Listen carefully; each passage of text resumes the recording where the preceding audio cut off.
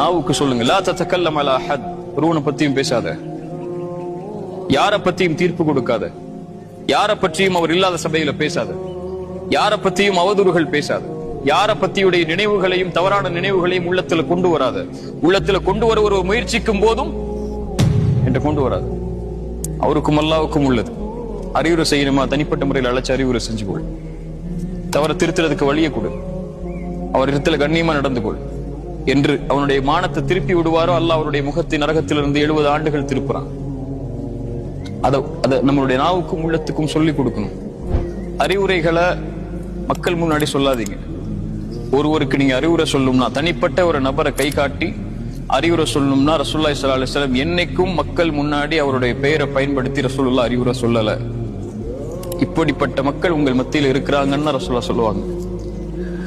யாருடைய பெயரை பயன்படுத்தியும், முனாஃபிக்குகளுடைய பெயரை பயன்படுத்தி கூட ரசூலுல்லாஹி ஸல்லல்லாஹு அலைஹி வஸல்லம் அறிவுரை சொல்லல. வழிகேட்டில் இருக்கக்கூடிய ஒரு மனிதனை பத்தி பேசுறது வேற, மார்க்க விஷயங்களுக்கா, மார்க்க வழிகாட்டலுக்கா. அவர் வழிகேட்டில் இருக்கிறத அவர்கிட்ட இருந்து மார்க்கம் படிக்காதீங்கன்னு சொல்றால அது வேற.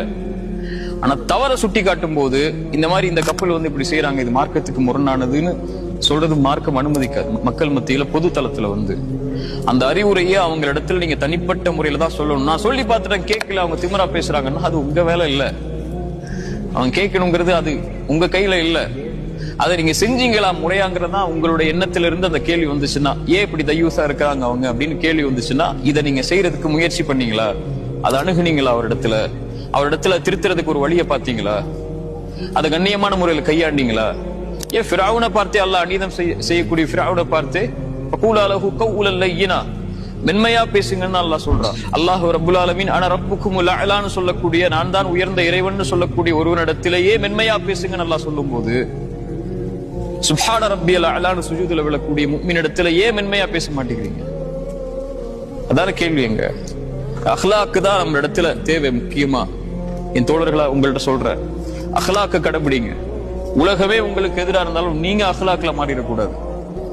உங்களை விமர்சிச்சாலும் சரி, உங்களை எதிர்த்தாலும் சரி, உங்களை குதர்க்கம் பேசினாலும் சரி, நீங்க நல்லது செய்யும் போது உங்களை குத்துனாலும் சரி, உங்க கூடவே இருந்து ஒருத்தர் உங்களுக்கு துரோகம் செஞ்சாலும் சரி, அல்லது நண்பனா இருக்கக்கூடிய துரோகியா மாறினாலும் சரி, துரோகி நண்பனா மாறினாலும் சரி, உலகமே உங்களை எதிர்த்து நின்றாலும் சரி, நீங்க அஹ்லாக்ல மாறிடக்கூடாது. யூதன் வந்து ரசூலுல்லாஹ்வுடைய சட்டையை பிடிச்ச போது உமர் ரசூலுல்லாஹி ஸல்லல்லாஹு அலைஹி வஸல்லம் தடுத்தாங்க. அவர்கிட்ட சொன்னாங்க, உமரே உன்னிடத்திலிருந்து நான் இதை எதிர்பார்க்கலன்னாங்க. அந்த யூதன் இஸ்லாமை ஏற்றதற்குரிய காரணம், அவரிடத்துல எவ்வளவு அநீதமான முறையில் நடந்தாலும் அவர் நீதியோட நடப்பாருங்கிற குணத்தை நான் பார்க்கணும்னு ஆசைப்பட்ட, அதை பார்த்துட்டு இஸ்லாத்துக்கு வரனாரு.